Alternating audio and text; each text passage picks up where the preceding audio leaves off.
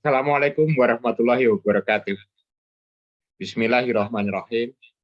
Alhamdulillahirabbil alamin. Wassalatu wassalamu sayyidi mursalin wa ala alihi washabihi ajmain wa ba'd.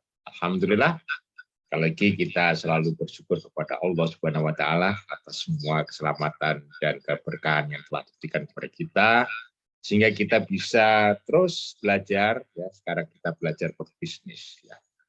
Dan sholawat serta salam kita sampaikan kepada junjungan kita Rasulullah SAW. Semoga kita mendapatkan syafaat Rasul ketika Allah memanggil kita dan kita bisa berada di surga Allah Subhanahu wa taala. Amin ya rabbal alamin. Para mahasiswa yang luar biasa, kita lanjut lagi. Sekarang kita akan membahas tentang key activities setelah kita lakukan pembahasan tentang key resources ya. Saya berharap bahwa untuk key resources, tim Anda sudah berdiskusi, ya, sudah menentukan key resources-nya. Nah, sekarang saya akan memberikan inspirasi tentang bagaimana kita mengidentifikasi tentang key activities. Baiklah, kita mulai.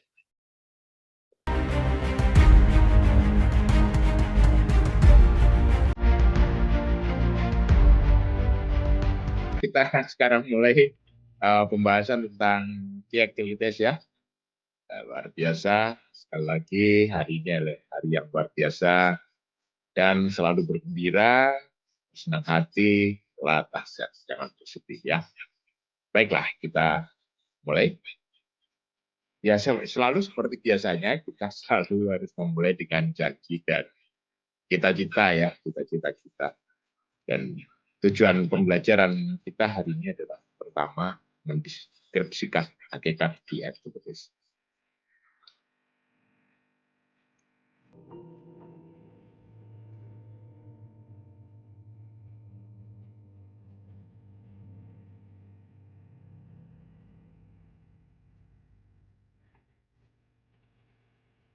Baiklah, kita mulai saja bahwa seperti biasanya untuk pertama kali kita tentu selalu membicarakan tentang apa sih tujuan pembelajaran kita gitu ya.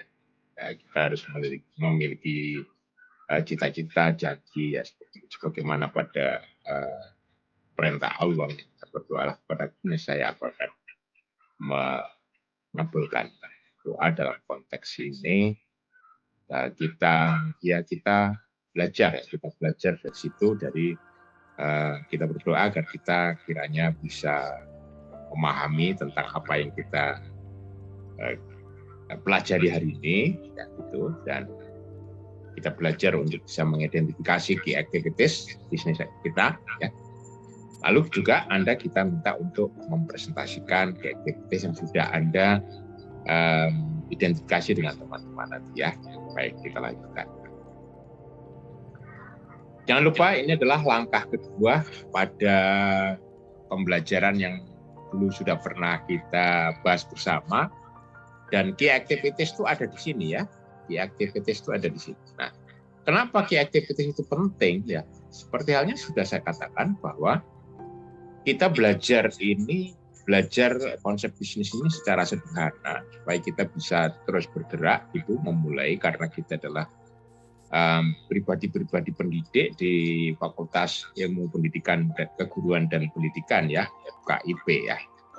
Jadi oleh sebab itu ya kita membahasnya secara simple dan konseptual kan gitu ya. Nah, disinilah siklus bisnis yang kita sama-sama pelajari kemarin ya.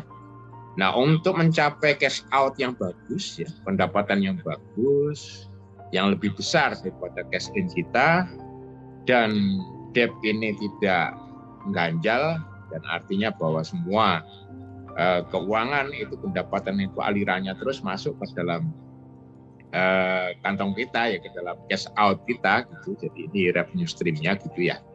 Oleh sebab itu kita juga harus mengerti tentang bagaimana kita mengefektifkan key activities-nya ya, dan mengefisienkan key activities-nya. Dalam konteks efisiensi itu bukan berarti kita memotong biaya atau bahkan istilahnya itu mengirit kan gitu ya. Bahwa hemat itu kan beda dengan irit ya. Hemat itu ya kita menghemat sesuai dengan keperluan yang kita perlukan. Kalau irit-irit ya kita, maksudnya ya kita irit supaya kita nggak mengeluarkan banyak, itu kan malah nggak bagus ya. Jadi prinsipnya adalah yang saya maksudkan dengan efisiensi itu agar tidak ada pemborosan waktu, pemborosan tenaga, ya, atau pemborosan yang lain. Termasuk daripada aktivitasnya ya, pemborosan aktivitas hubungannya dengan waktu kan, juga terhadap sumber daya juga kan. Nah, aktivitas yang kita lakukan itu kan selalu ada cost-nya. Nah, itulah yang harus kita identifikasi. Nah, bagaimana caranya? Ayo kita pelajari bersama ya. Nah, kalau kita berbicara tentang key activities, tentu kita selalu bertanya, how do we use the key activities building block of the business model canvas ini ya. Ini kan sebenarnya kan diajarkan oleh Pak Profesor Oosterwolde ya. Lalu kemudian kita sekarang pakai lah ya untuk bisnis kita. Dan saya gabungkan dengan bisnis cycle yang sederhana yang saya mentrainingkan di perusahaan. Hal-hal yang ya sederhana tetapi itu membuat keberhasilan daripada produktivitas kita. Jadi key activities itu menjelaskan tindakan yang paling penting. Tindakan yang paling penting ya. Kalau tidak penting ya bagaimana ya dari dulu. Jadi kita melakukan tindakan itu yang paling penting, aktivitas yang paling penting untuk menjadikan bisnis kita itu bekerja, bisnis kita itu berjalan, gitu kan. Lalu juga secara efektif dan efisien. Efektif itu mencapai tujuan yang kita inginkan. Contohnya ini yang berbisnis tentang apa yuk? Contohnya yang di wirausahaan 2 startup bisnis. Misalnya dalam 6 bulan kepengen memiliki target customer sampai berapa itu waktu itu ya untuk bimbingan belajar ya setiap bulannya 50, lalu kemudian maksimal itu bisa 200 orang ya dalam 6 bulan, dalam jangka waktu 6 bulan. Nah, ini kan efektivitas maksudnya kita mencapai tujuan yang kita inginkan gitu ya.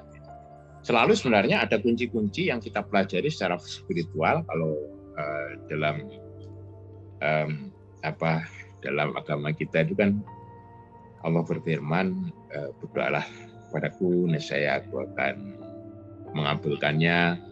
Dalam konteks manajemen ya kita referensikan untuk belajar dalam manajemen ya kita menciptakan visi tujuan dengan keyakinan memohon kepada Allah agar visi kita bisa tercapai kan gitu ya.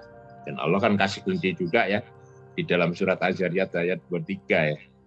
Demi Tuhan, langit dan bumi sesungguhnya apa yang dijanjikan itu akan terjadi seperti keyakinanmu ketika aku mengatakan. Jadi kita ya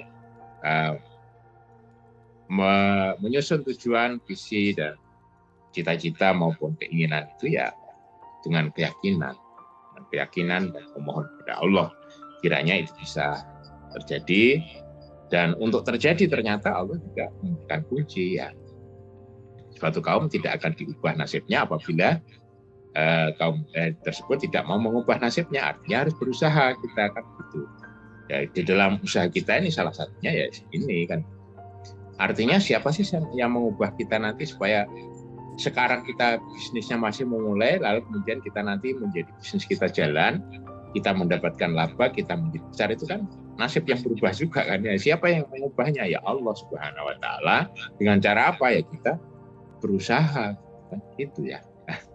Jadi dan apakah kita selalu misalnya ragu-ragu, susah ya ragu-ragu? Ya tidak juga, karena Allah sudah memberikan kita kekuatan, memberikan kita kecerdasan, kebijaksanaan ya.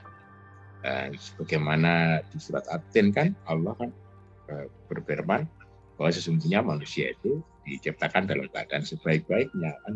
Dan banyak teori yang mengatakan bahwa manusia itu memiliki multiple intelligence, manusia itu memiliki intelijensi pengetahuan, spiritual, emosional, dan fisik maupun skill keterampilan ya. Jadi tentu Anda semuanya memiliki itu semuanya, la tahzan, jangan bersedih, ayo kita bergerak ya. Dan sekarang yang bisa kita lakukan, kita berdiskusi. Nah, setelah berdiskusi tentu kita akan lakukan ya. Baik, jadi key activities itu ya menjelaskan tindakan yang paling penting ya, untuk menjadikan bisnis kita itu bekerja dan berjalan ya, secara efektif dan efisien ya. Kita lanjut ya.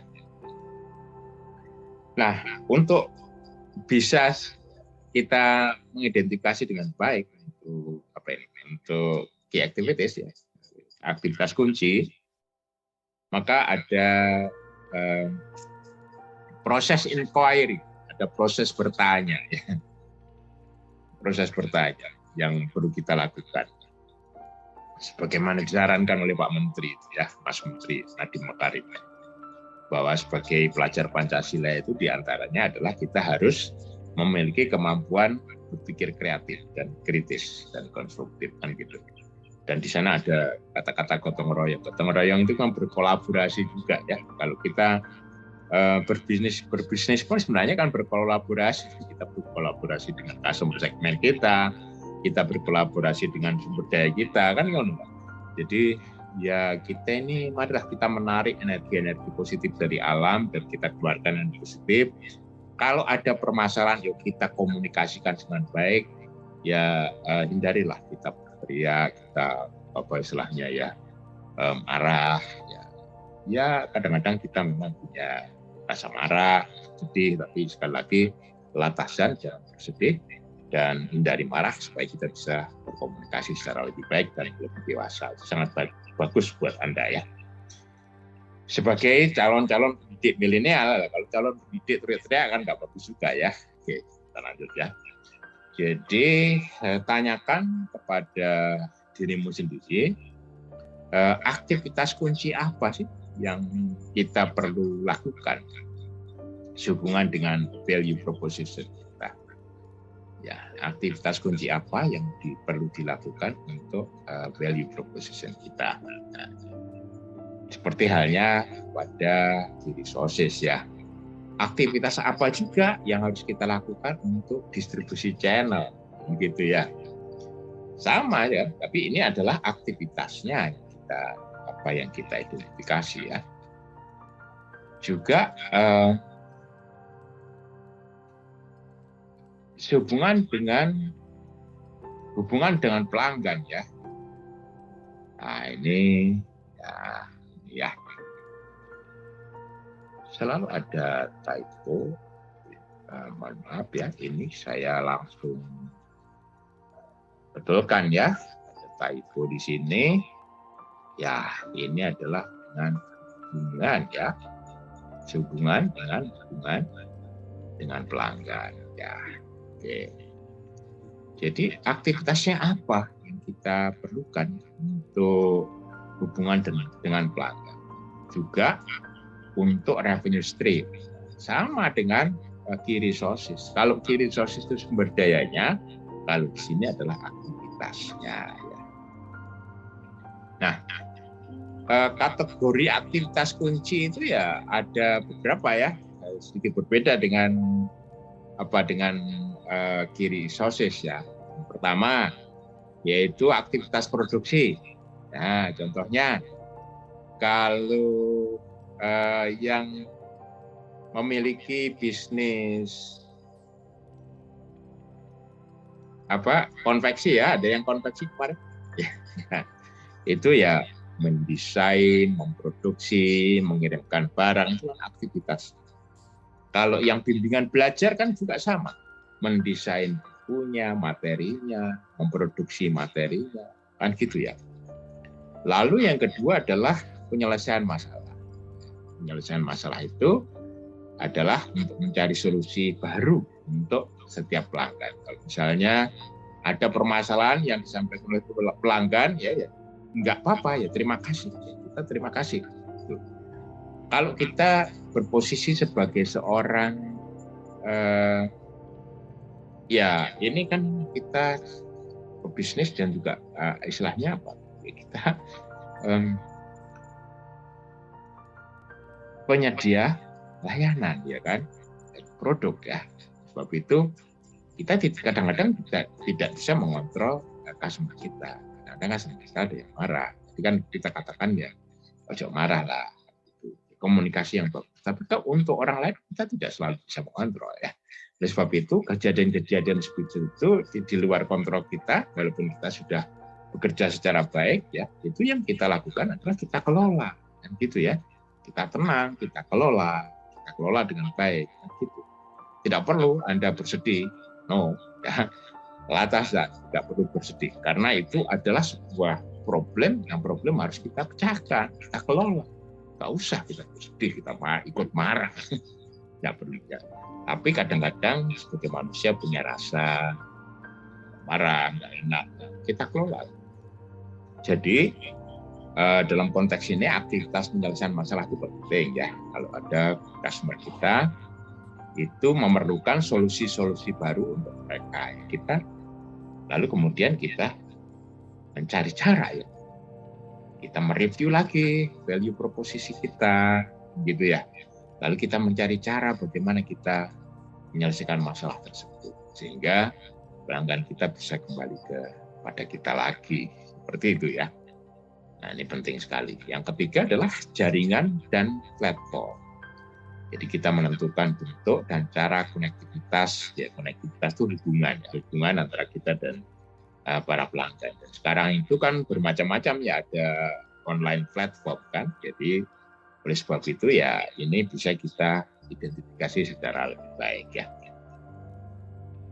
Baiklah, jadi kalau kita berbicara tentang key activities itu ya ada aktivitas-aktivitas yang tipe aktivitas yang kita kerjakan. Contohnya riset dan pengembangan. Riset dan pengembangan itu maksudnya gini, secara sederhananya itu kan kita itu kan mencari tahu konsumen kita tuh inginnya apa gitu. Kalau misalnya kemarin ada yang bahkan ya ada yang ingin berusaha jagung manis itu, ya tinggal kita pikirkan konsumen kita tuh bagusnya mereka inginnya jagung manis yang bagaimana ya. Nah, seperti itu ya. Nah, ini penting ya. Jadi contohnya lagi misalnya kalau ada ayam goreng tapi untuk cemilan, gimana ceritanya nih kok ayam goreng cemilan? Ya coba saja misalnya sayap itu kita potong kecil-kecil lalu kemudian kita goreng dengan wijen lalu itu kan bisa untuk cemilan juga. Nah, itu contohnya ya. Jadi itu kita meriset sih, kita cari tahu, kita meneliti ya. Lalu kita kembangkan.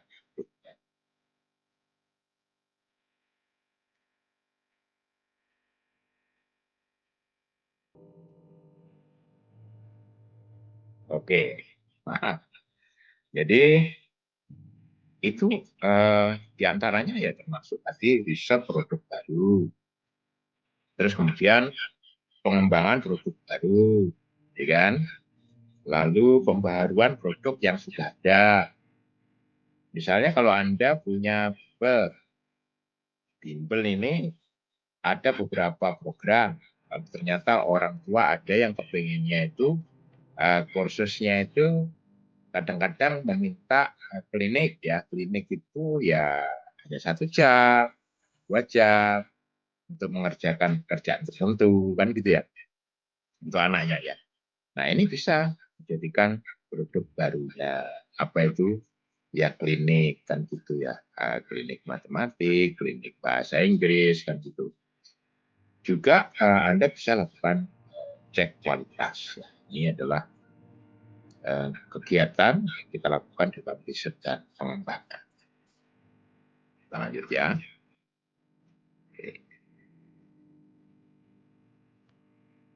Berikutnya adalah produksi ya, produksi. Jadi di dalam produksi itu kita biasanya harus melakukan perencanaan produksi, bukan perencanaan produksi, pengembangan produksi, lalu harus kita kontrol produksinya, ya. Desain dan produknya itu kita pilih, itu juga merupakan aktivitas pada tingkat produksi.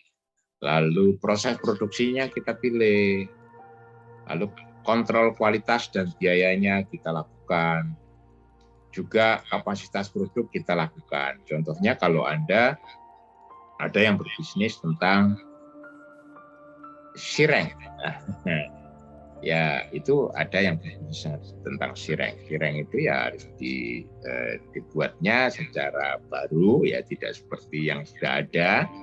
Lalu Anda mau melakukan produk berapa nih? Kapasitas produksinya satu hari berapa pack misalnya, nah, seperti itu ya. Nah ini akan mempengaruhi daripada biaya produksinya. Dan tentu ada kontrol inventory ya. Jadi penting itu adanya kontrol inventory. Nah, kalau Anda menggunakan mesin, pikirkan juga pemeliharaan dan latihan mesin. Ya. Tapi kalau ini kan bisnis kita sekarang kecil-kecil ya. Jadi kita memulai dari hal yang kecil ya. Ya pikirkan saja aktivitas-aktivitas, apakah ada aktivitas produksi yang Anda harus lakukan dan apa saja itu aktivitasnya dan bagaimana dampaknya terhadap cost, kan gitu ya. Baik, kita lanjut ya. Nah, lalu kemudian pada siklus bisnis itu kan saya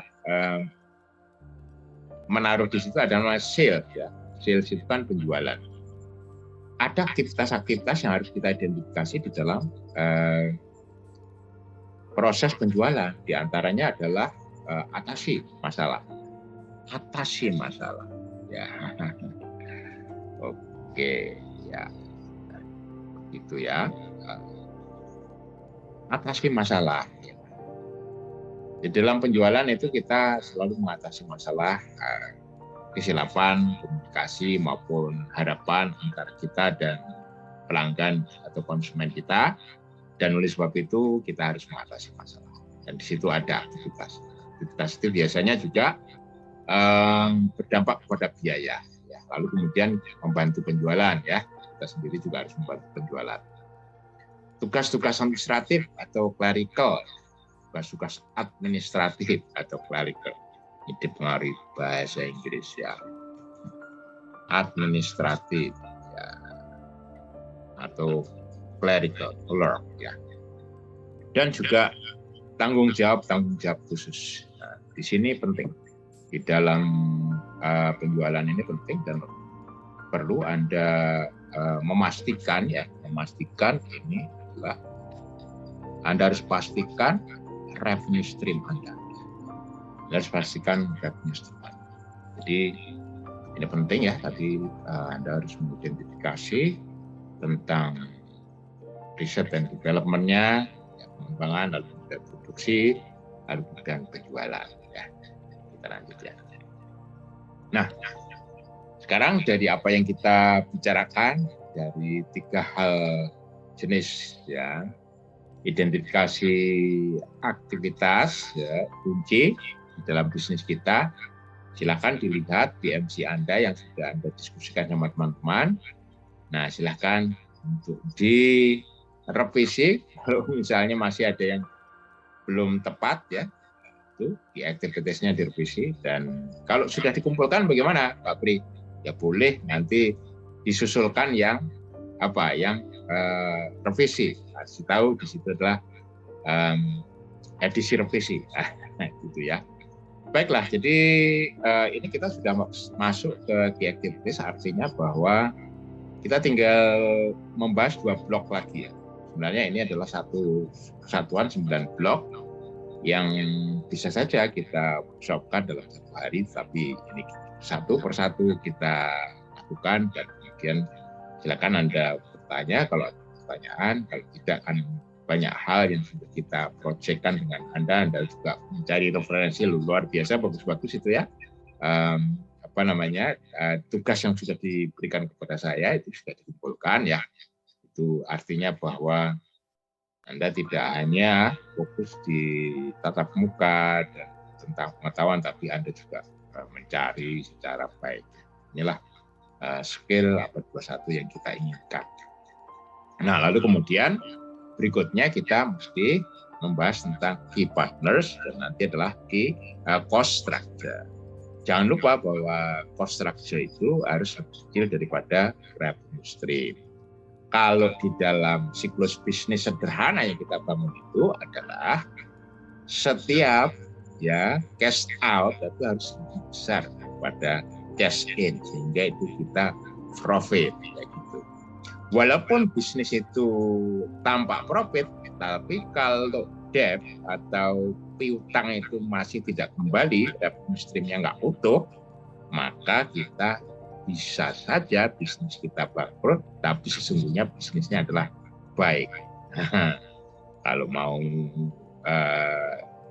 ambil alih bisnisnya teman yang salah kelola, jadi ya karena sebenarnya bukan salah kelola ya, tapi ada satu spot ya yang kurang tepat seperti debt itu tadi ya, oke, bolehlah itu dikelola kembali secara lebih baik ya. Ini adalah tentang key activities. Nah, silahkan didiskusikan lagi yang sudah membuat key activities, jadi yang belum silahkan segera dibuat dan kita bisa diskusi lagi workshop nanti di pertemuan tatap muka. Baik, terima kasih. Sehat selalu dan Anda harus selalu sukses ya. Sekali lagi, FKIP Universitas Islam Blitar berkomitmen menciptakan calon guru profesional. Ya, Anda semuanya adalah calon-calon guru profesional milenial yang sudah mengikuti sekarang geraknya sekolah menggerak ya. Dan oleh sebab itu Anda harus konstruktif, kreatif, apalagi kritis tapi konstruktif, mampu bergotong royong, menjadi pribadi yang beriman dan bertakwa, kan gitu ya. Lalu berkebinekaan global. Oleh sebab itu, ada masalah selesaikan, komunikasikan dengan baik. Jadilah pribadi yang dewasa. Semua dari mahasiswa FKIP kita selalu menyelesaikan masalah dengan komunikasi yang baik. Karena kita calon guru milenial yang profesional, dan seperti katanya Pak Ki Hajar Dewantara, sebagai pendidik yang profesional kita harus dan bijaksana maupun bajik ya, kita harus menggunakan filosofi triloka. Ngomong, ngomong, amal. Atau kita balik. Ngomong, ngomong, amal. Educate, train, and coach. Ya. Terima kasih. Wassalamualaikum warahmatullahi wabarakatuh. Sukses selalu.